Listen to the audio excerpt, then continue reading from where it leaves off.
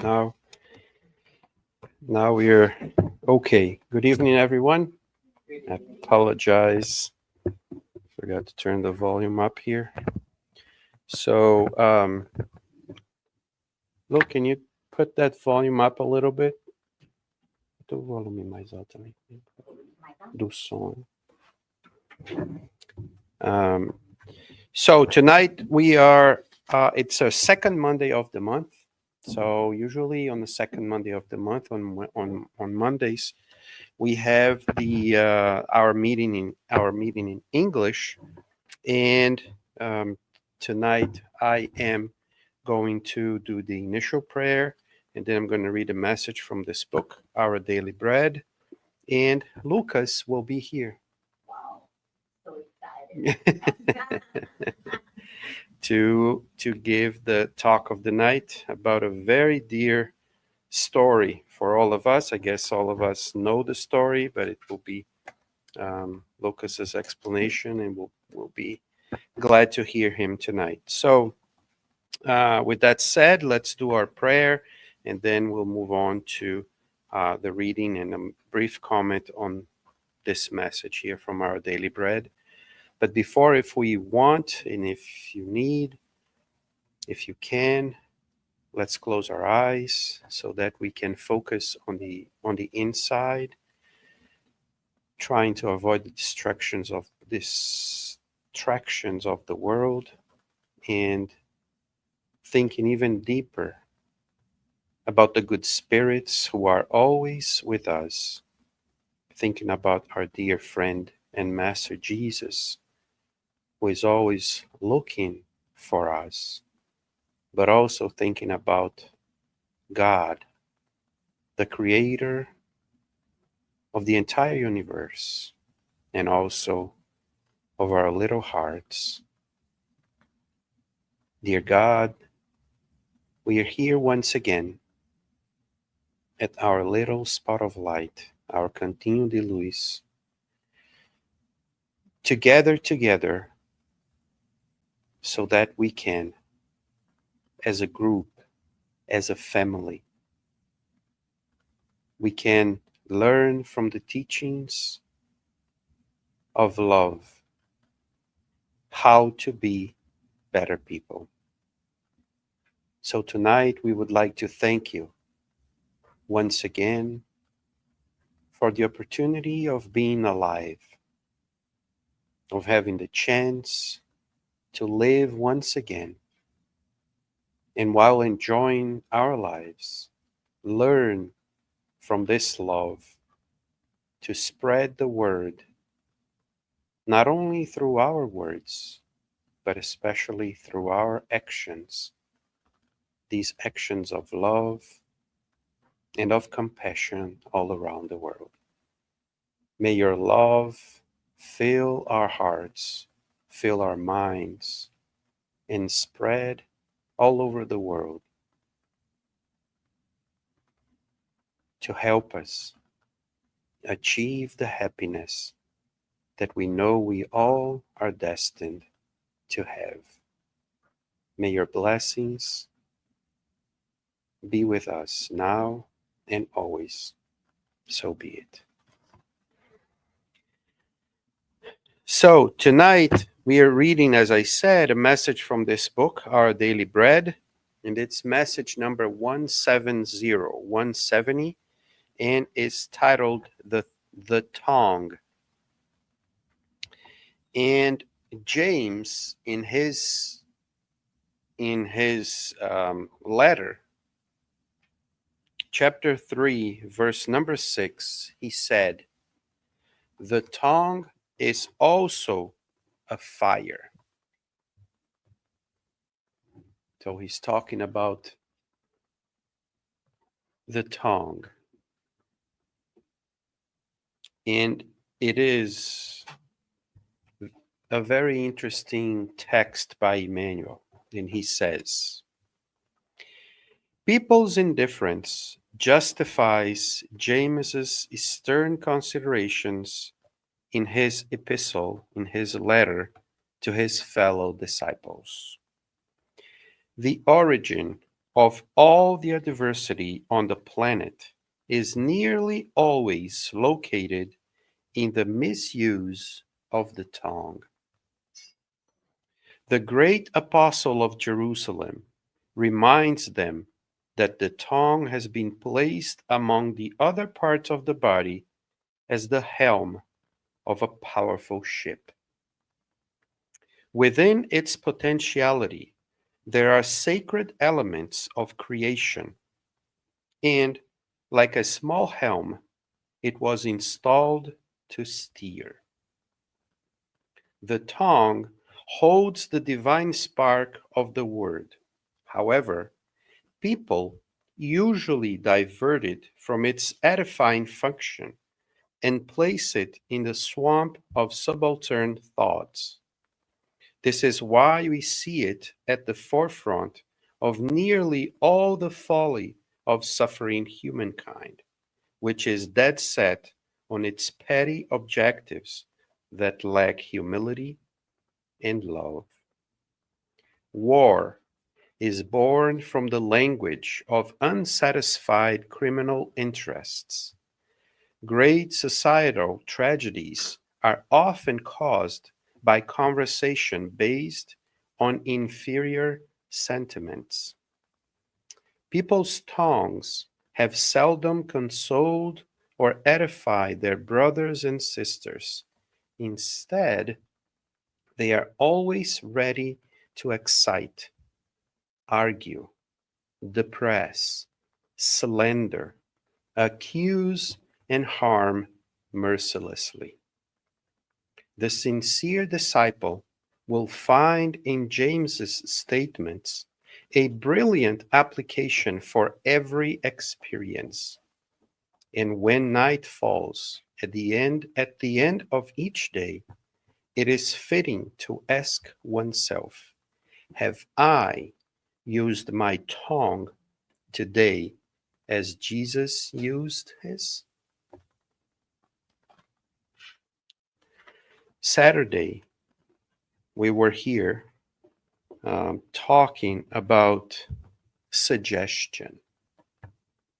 That was the main topic of the night. So me and Luciano, we were sitting down here talking about suggestion. And there were, people sitting there, and they were also making comments on this. And then today, as I'm reading this, I'm remembering the talk that we had last Saturday about what we suggest to other people. And how are these suggestions getting from me to the others? And when I talk about suggestion in the book that we are studying, it's called Thought and Life. When Emmanuel talks about suggestion, it's not about suggestion in that sense of, oh, you come to me and then I give you a suggestion to do something. Rather, what he says is that suggestion is basically everything that I do that affects the life of other people. And what he comes up to show us in that book is that everything that I do influences other people. There are people that are more under my influence than others. Nonetheless, when we take control of our own lives, and we see and perceive that there are people that look at us, we know that what we do influence the other person. And I think someone was here and they even said that's why people on the internet that have like channels on YouTube, Instagram, Facebook, wherever they are called influencers. Why are they called influencers? Because they influence other people. They suggest ways of life. And what Emmanuel says right here in this passage, chapter 170, that I recommend that everybody read it after, is that the tongue, which is the representation of what we say, but not necessarily just the tongue in terms of speaking, because this can be said that it's a tongue as well, right? Because what we write and the other person reads, it goes inside of ourselves. Deaf mute person, right? A person that cannot hear and cannot speak, they communicate. So they don't use the tongue, but they use the signs.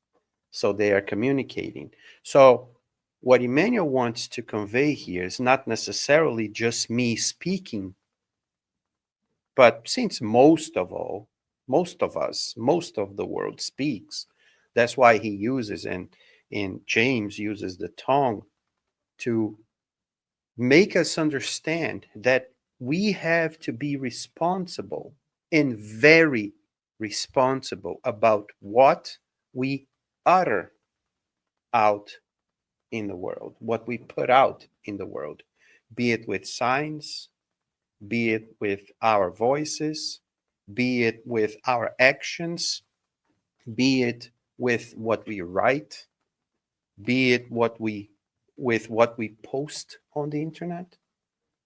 Because we are putting out there something that represents me. And I am responsible for the consequences of what I am putting out in the world.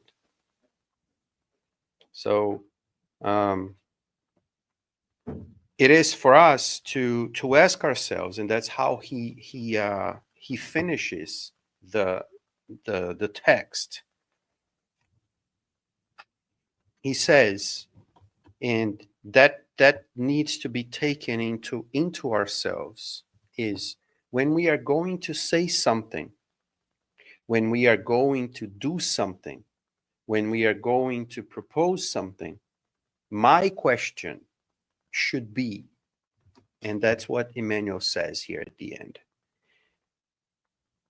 am I using my tongue, my whatever I'm doing to the outside world? Have I used my tongue today? Am I using my tongue now as Jesus used his tongue when he was alive? Because we have to have a parameter of how good am I using my abilities? How good am I using my tongue, my words, my thoughts, my actions? What am I doing? What am I mirroring myself to? What am I stepping up to? Am I going down, using bad examples of other people and say, oh, that person did this, so I should do this? So being Christians, what is our example? What is our model? What is our guide? Our guide has to be higher than myself, not looking looking down, and using an example of a person that is not setting a good example. So that's how Emmanuel finishes here, and he asks, and we should ask ourselves, when I'm speaking, when I'm saying something, am I using my tongue as Jesus have used his? So this is the reflection for the night, or the initial reflection of the night, chapter 170 from the book Our Daily Bread. It's a very, very interesting text that I highly recommend. But let's give the tongue, let's hear what will come out from Lucas's mouth. Talk. Yeah. So, Lucas.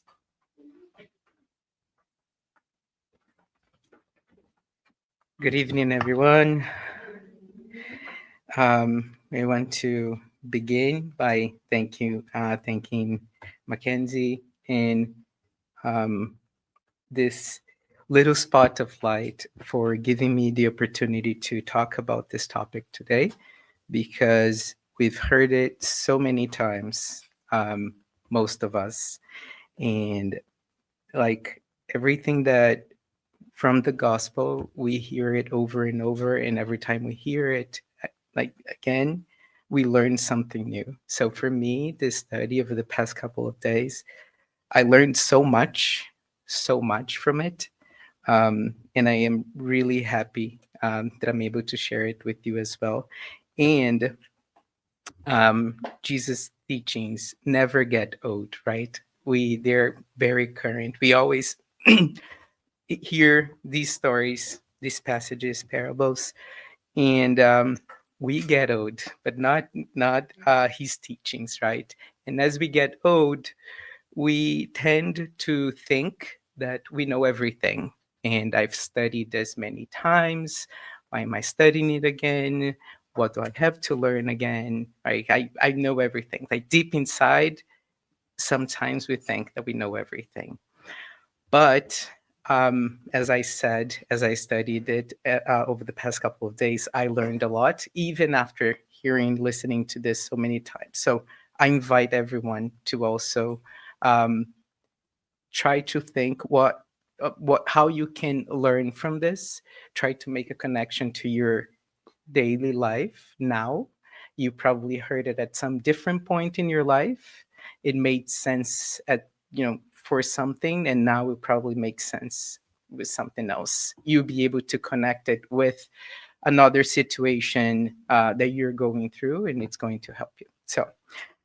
Um, so we're beginning the chapter 15 of the Gospel according to Spiritism, and I'm a big fan of it now. It's my favorite, which is something we say in Spiritism a lot. Without charity, there is no salvation.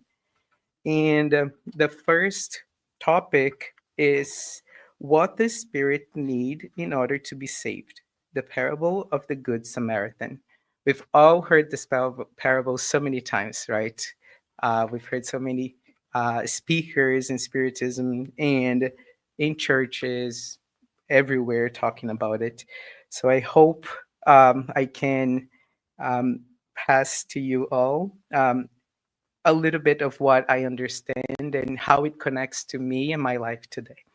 So, to begin studying this parable, we need to understand um, the history, what was happening at the time, and why Jesus actually said this, the message that he wanted to give, which is a lot more than we usually just read in the passage. So I'm going to start by going back on the Gospel according to Spiritism. And those who have been coming every Monday, we just studied this, the historical facts, um, where Kardec puts, and I want to think that this is why he puts this definition as the first one, the definition of Samaritans, as the first topic there, right? We usually tend to categorize things either by alphabetical order or by importance. So Kardec here, he puts this as the first topic, historical fact that he needs to explain to us. So what are Samaritans? So Samaritans, um, I'm just going to read real quick, and then I'm going to get into the actual parable. So after the division of the 10 tribes, Samaria became the capital of the descendant kingdom of Israel. Destroyed and rebuilt at various times under Roman rule, it became the administrative head of Samaria, one of the 4 divisions of Palestine. Herod the Great beautified Samaria with sumptuous monuments, and to gratify Augusto, gave it the name of Augusta, in Greek, Sebast. The Samaritans were almost constantly at war with the kings of Judah. Profound aversions dating from the time of the separation, perpetuated between the 2 tribes, causing them to avoid any kind of reciprocal relations. So, Samaritans and Jews, they didn't get along very well, right? So basically, when there was a separation, they were considered rebels over there in that region. So, and just in geographically speaking, Samaria was in between um, Judah and Jerusalem. Is that correct, Jasada? You did the study for us, so you can help me here. Um, and so it was in between. And I wanted to bring this up because since they were in constant fights, they were their God was the same, but they didn't want anything to do with the Jews. They created their own temples and everything, so they didn't go to have to go to Jerusalem to seek God. Right? They did everything in their region. They did their own thing, and so why did I bring this here? Because Jesus, right before this passage, it was also right before Easter. Um, he decided to go to Jerusalem, right, for Christmas, not Christmas, sorry, for Easter. Yeah, and he decided to go through Samaria, which was not the common path for those who were pilgrims and were going to Jerusalem to seek God. Right? They usually would go around. It was a longer path, but easier. They found comfort, food, hosts, people to host them at home. And but Jesus made sure that he called disciples, and he said that he wanted to go through Samaria. And that's where the message actually begins, because Jesus knew what he was going to go through soon, right? That he was going to die, and he wanted to show love in every way he could. So so the message here was, we are going to go through this place that people don't like us. We're Jews, they don't like us, but we are going to go through that there anyways. And so he, I think it was John, I don't remember correctly the name, but he said, yes, we'll go ahead of you. We try to find a place for us to stay, and where we can it's a very long walk. So they did, and every door they stopped by asking to see if they could host them. Jesus, they said, they got to know, like, you're Jews, we don't want anything to do with you, please go back, like, get out of here. And how many times, I just want to stop there, because that was my first question when I questioned myself when reading this. How many times do we do that? Because people are different from us, they think differently. How many times we turn, Jesus and others, they were looking for God, right? We do that in religion, in many other aspects of our lives, right? We constantly turn our backs to those who think differently, or for some reason we don't agree with, right? And that's exactly what happened here. But Jesus said, we're still going to go through there. I don't mind, I don't care if I'm going to be hungry, if I'm going to starve. I don't care. I'm still going to go through here. So he did, he walked all the path, even with people turning their backs on them. And as soon as he reached Jerusalem, and that's where the story actually begins, right? So he went through Samaria, right? The Samaritans turned their backs on him, right? Then he gets there to Jerusalem, and the first person he encounters is, then I'm going to start reading the actual passage. Give me 1 second, just need to find it.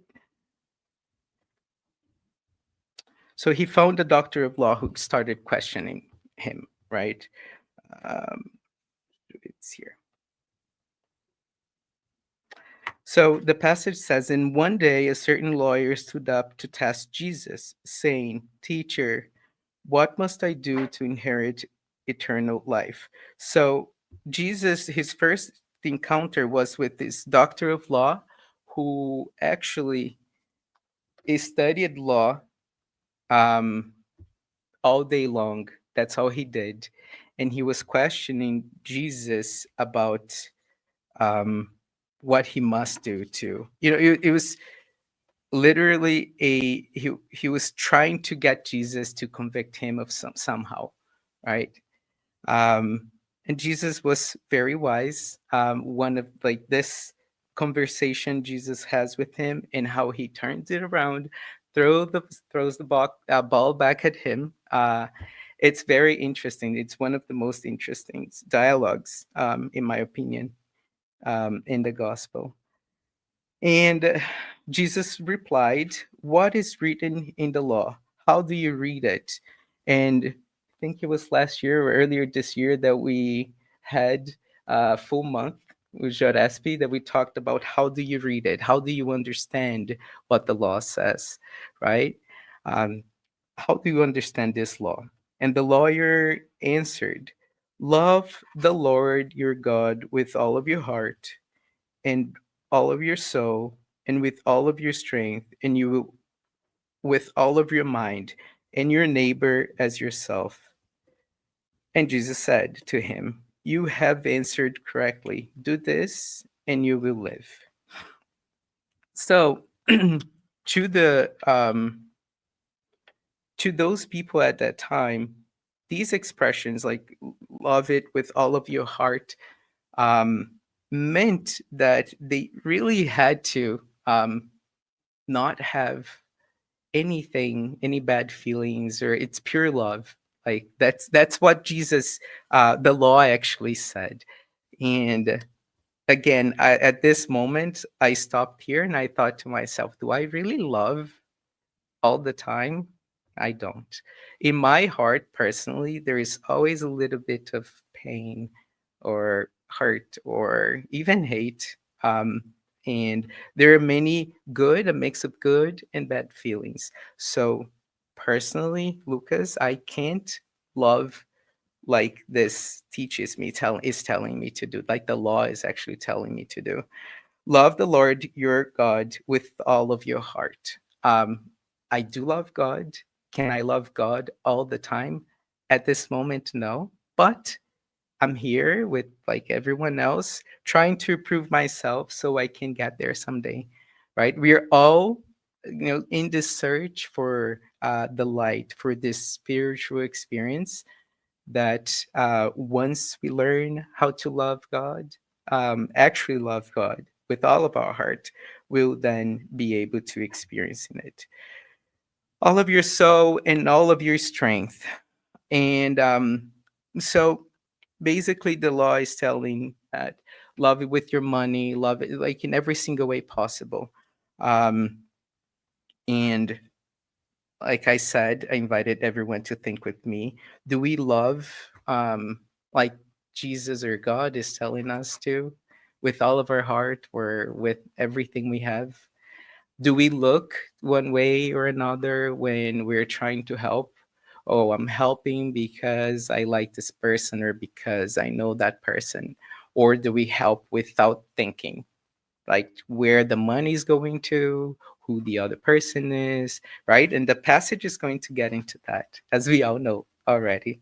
But the question we need to question ourselves is all the time: do we really love each other, our neighbors? Um, and it's just a reflection that we all need to make. Or when are we loving? And Jesus said to him, "You have answered correctly. Do this and you will live." But he wanted to justify himself. So he asked Jesus, "And who is my neighbor?"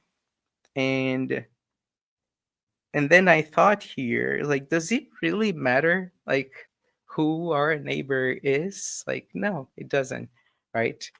And this is what the message is going to tell us. Like, just do the good. Don't look like who the person is, or like you shouldn't question. We shouldn't question who our neighbor is. Like, as long as you're doing good to anyone, right? But he wanted to ask Jesus. He was like, "Who's my neighbor?" He was like, "Okay, now what?" And Jesus answering said, a certain man was going down from Jerusalem to Jericho and fell into the hands of thieves. They stripped him of his clothes, wounded him, and departed, leaving him half dead. By chance there came down the road a priest, and when he saw the man, he passed by the other side. A Levite, when he came to the place and saw the man, he too passed by the other side. A Samaritan has journeyed. So just wanted to stop here. Like it's so we had a priest who was coming down. The message says that he was coming down. So let's go back a little bit. They had reached Jerusalem, right? And there is this thought that if you're going up to Jerusalem, you're going up looking for God. Jerusalem was and is known as a place where God lives, right? So God is always above. So they were going up to Jerusalem to search for God, right? To have this connection, this experience, just like we're here today trying to do. And the passage says here, um, there came down the road a priest. So this means that the priest had gone up, had this experience with God just a few seconds ago. And I'm going to put it in our terms. We came here, we had our passes, we drank a little water, then we walked out the door. What are we doing there? So this is the message of the priest was coming down the road. He was just coming back from being with God. And then he saw that man laying there, and what did he do? He walked by him, right?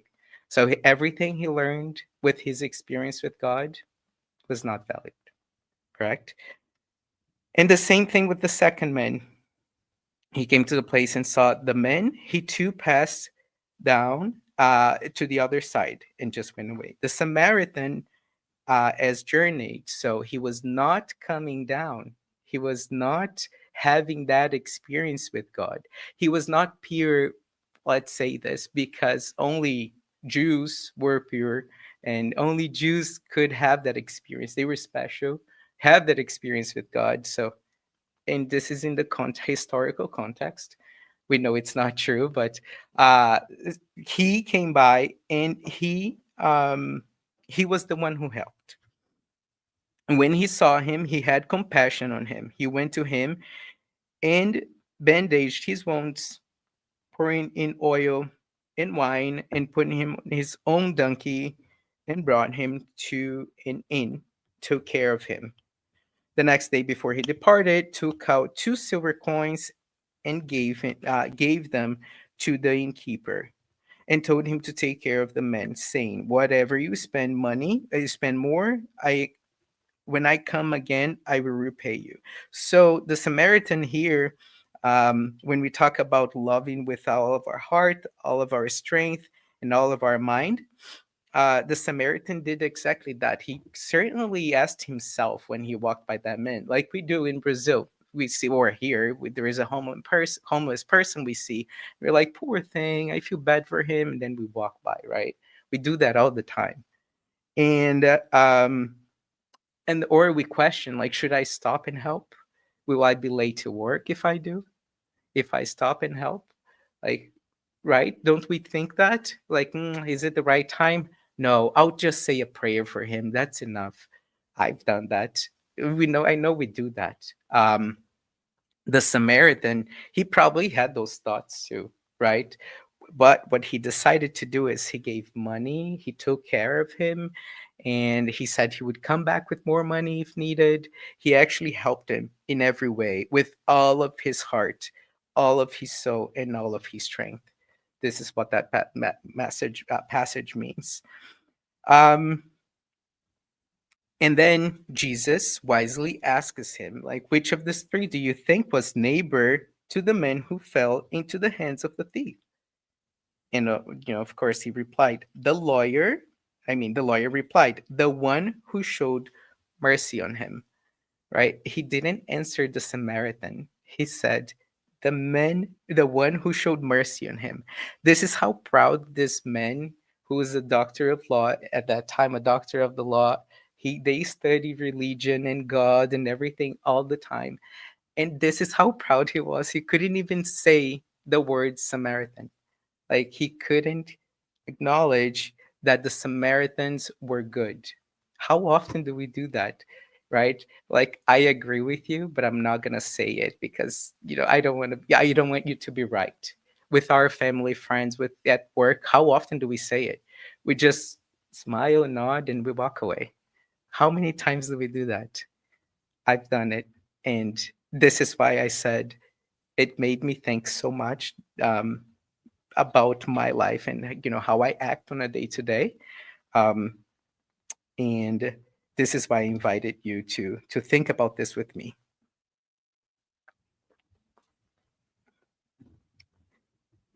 So the question here is are we loving um, our neighbors with all of our heart? And like I said, my heart is not purely filled with love. I want to get there someday. I know I will. I know we all will. But are we doing that? And um, are we loving with all of our resources financially and in every way we can? And I just want to take a moment here. It's unrelated, but related as well. Yesterday, we had a beautiful event here where we were able to collect some money and, to help um, kids in need in Brazil. And sometimes and Roberto was here not long ago, and someone questioned him about the bad there's still the evil there's still out in the world, and the person was like, I don't think like everything that you're talking about actually happens. She was like, open your eyes. If you go to Brazil to certain places, you see that a kid, to have um, a popsicle or something, he asks the guy from the store, the owner, and he actually um, tells him that I'll give it to you if you do this to me. Like there is an exchange of favors, of course, uh, because these kids are in actually need. They need food and everything, and we live here with um, so much, right? All the time. We have everything we need and want here in the United States. And we don't stop to think that in the world, there are people who actually need a lot still, right? It's like I said, it's very beautiful for us to sit in front of a TV and just say, oh, poor kids, look at them on those commercials and everything on TV, and not, give our hands and go out and do a little more. It's very easy for us to just stay there in that comfort place and not act. So, this message here, this passage, Jesus invites us to help everyone in every way we can. And then, like, we need to think of like who is our neighbor, right? Like I said, it doesn't matter. Anyone can be our neighbor. We can be someone's neighbors. Have you thought of that? Because we could be that person, that man who was like, just to give an example, we walk out of here or anywhere, um, there is a thief there, he robs us, he takes our clothes, he beats us, we're unrecognizable, just like it happened here, right? Who is going to stop to help us, right? It could happen to anyone. And are we being that person's neighbor? Or would we expect someone to stop and be our neighbor at that moment? Right? We need to think more and act more like Jesus told us to, loving our neighbors and being there for everyone without questioning who they actually are. Um, and I know we still have some time, but I speak very fast. And if anyone wants to make comments, feel free to do so. Josara, you're an expert on the subject. You're very wise. Thinking is that this story has not only a kind of material point of view, it's also the spiritual point of view. So,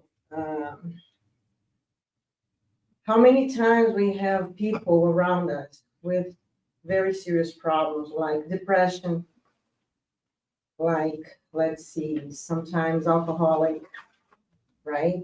And usually when we see these kind of people, we want to get away from them because we say, no, this is too hard, too strong, it's not for me. I prefer to stay away from that person. And to be there, if you are the neighbor, and to be there just listening to a problem, you are being a Samaritan. Mhm. Sometimes you don't need to give your point of view, your opinion, nothing at all. Just listen. When you're doing that, you are doing exactly what Jesus Christ was teaching in that parable, Exactly. right? Yes, I agree 100%. So there are many ways of us doing it, right? Of being good and loving our neighbor, and that's one of them, right? Being quiet sometimes, wisely knowing when to use our tongue, right? Like Mackenzie said, how are we using our tongue, right? Choosing when to use it and how to use it. We are doing exactly what Jesus told us here too, right? There are people who need us just our ears, right? Yeah. And there are others who actually need a word, comforting word, or us to say something. So, what we need to do is actually pay attention, more attention to our surroundings, what's going on, what's happening, what do I need, what do others need, right? Because we can't forget about ourselves. In the love we need to have for ourselves too. And by getting to know ourselves, we get to know others and their needs. Do you agree? Beautiful. Okay. So moving close to the end here, um, I just want us to have this in mind, um, about what we want others, what we would expect others to do to us in these situations where we find ourselves, or we would find ourselves in danger or in need, right? And then we can take that and just use it. "Oh, this is what I'm going to do from now on," right? I'm going to walk outside the Spiritus Center and I'm going to be better. Now that we have the knowledge, and we always talk about this here in the Spiritus Center, right? We have the knowledge now. Um, God and Jesus in our conscience will hold ourselves accountable for it. So every time we face a situation like this, um, you can either act immediately, you can think about it and act, right? But always remember that you could be someone's neighbor, and at some point too, you might be the one in need at some point, and you would expect someone to help you. You'd be very happy if someone helped you, right? Can be the person who is on the road reading something. Exactly. Because when he said that there was an income from Jerusalem, it means that sometimes that person was well, Mhm. healthy, no problems at all, like us here. And all of a sudden, we can have a problem, a huge problem, Mhm. and we need someone next to us to help us, Yes. you know, Yes. to listen to our problems. Yeah.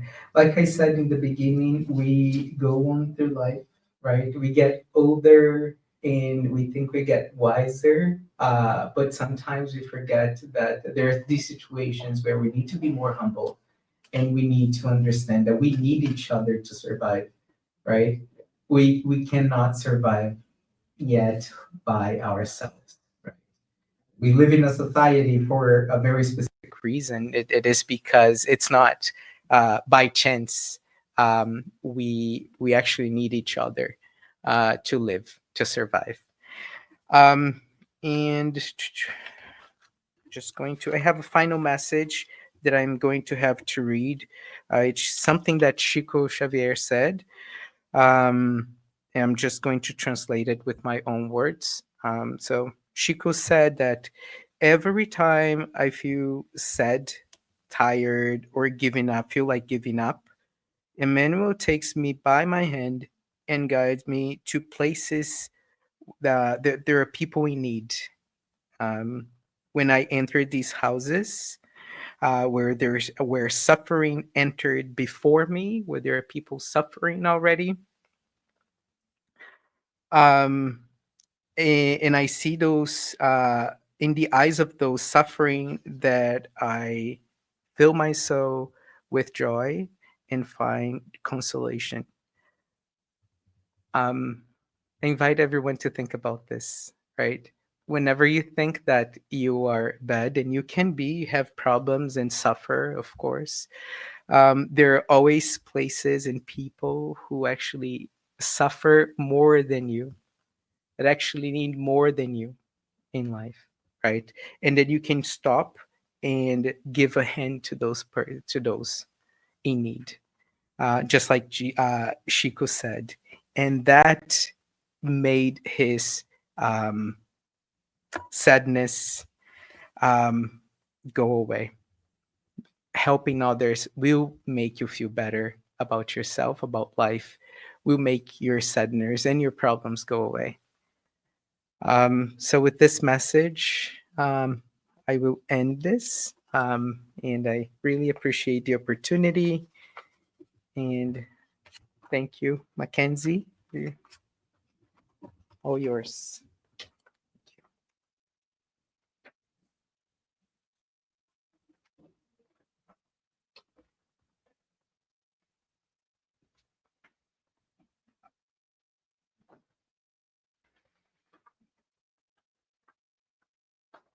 Thank you, Lucas. It was really good to hear about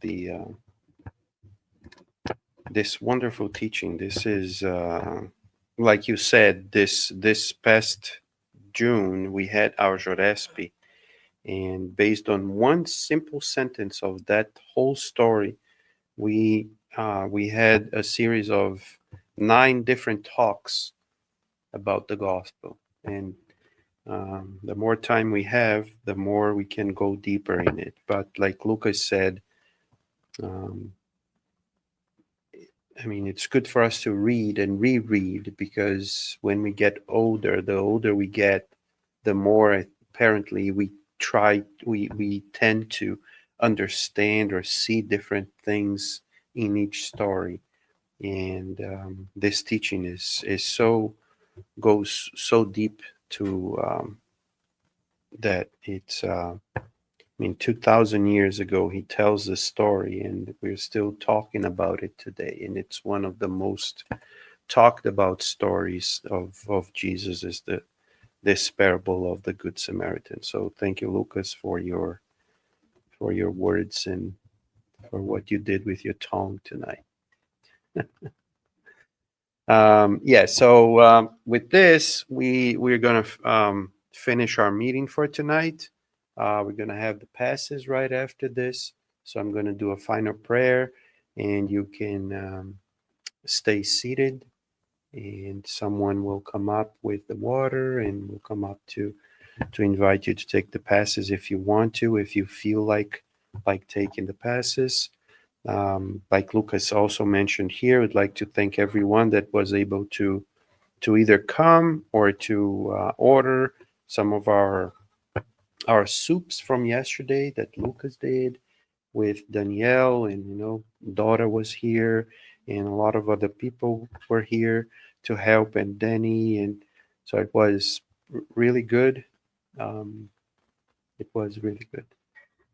I came here to have some, so it was really good. And so this next Saturday now, we're going to have our usually at the end of the year, close to Christmas, we have a special meeting where we have also food at the end.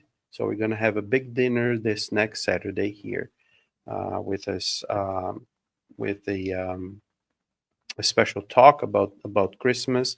But it's our gathering of the group, so that we can invite people to come, and then we're gonna have this this talk, and we hopefully will make a festive night. We're gonna have a draw. We're going to draw like a book or something for someone who comes here. But we are we always do this, and all the proceeds from the dinner go to help other institutes, just like the one that we did yesterday, that will help a group of people in Brazil for this Adolf Fritz Institute that Roberto and Carol and other people work. So this is going to be this next Saturday from 7 up to, I don't know, 8, 9, 10, depends. People stay here talking and chatting and eating and talking more. So we will all be here this Saturday at 7 p.m. So having said that, let's do our final prayer and we'll go to our passes.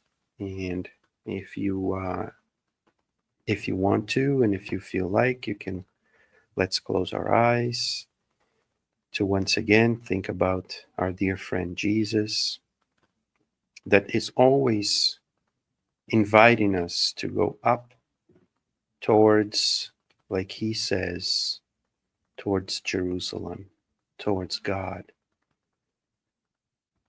So, dear Jesus, friend of our hearts, of our souls, of our lives, we are so thankful for having once again the chance of being here at this little spot of light that shines love, light, warmth into our lives, allowing us to strengthen ourselves so that we can, together with our friends, with our family, walk towards you, walk towards the path that doesn't bring us down, but that raises us towards the love of God, our Creator. May your blessings of love, of light, of perseverance, and of compassion fall on all of us, on the ones that are working and walking with us, but also on those who we think about sometimes, but that are not anymore with us, and also to those who are sometimes against us. But knowing that you are brothers to all of us, and knowing that God is our Creator, we all know that we need to learn more and more to love one another. Help us with this endeavor and protect us always. So be it. So now we're going to have our passes, and after that, we are all set, I guess.